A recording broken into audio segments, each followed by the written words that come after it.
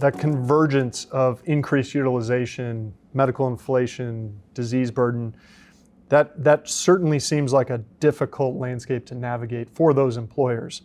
So Carrie, what are you seeing among our self-funded clients, how they are navigating that system? Self-funded clients are looking for ways to cut costs. They're evaluating narrow networks, looking at provider-based steerage options, anything they can, including disruptive tactics.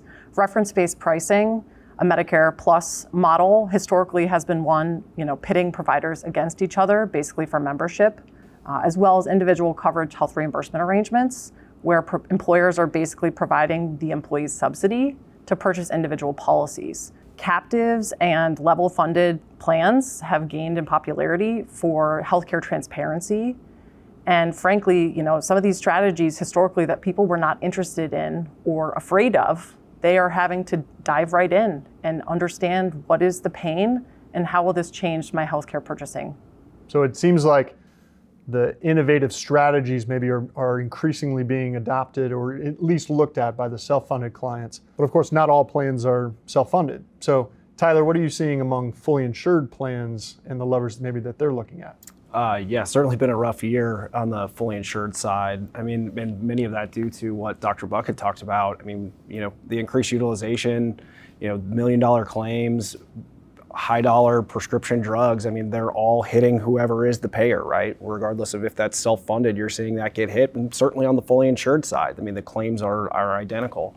And so what we're seeing more of is certainly this has been the year of more 20+% renewal increases that I've ever seen. And carriers are coming out the gate on average at about 15 to 18% before we even get started. And so it certainly has led to a lot of decisions to be made and a lot more discussions around what does this look like going forward.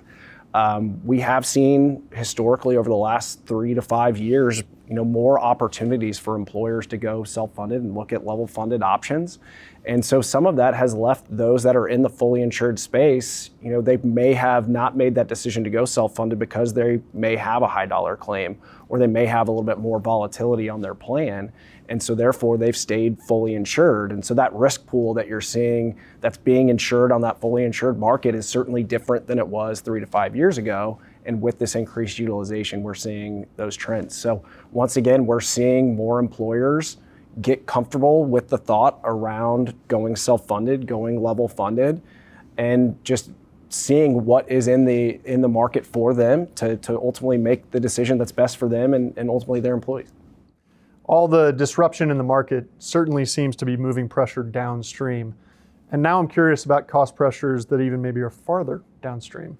So Slayton, what kind of peek into the stop loss market can you give us? Yeah, I mean, large claims are hitting stop loss carriers hard. That's putting a lot of pressure on loss ratios, which have then a correlation to the increased premiums that we are seeing for the renewals right now. We see contract changes. There's no short-term fix. There's going to be a long-term correction. Employers are going to start to look at alternative solutions around captives and different ways to purchase stop loss.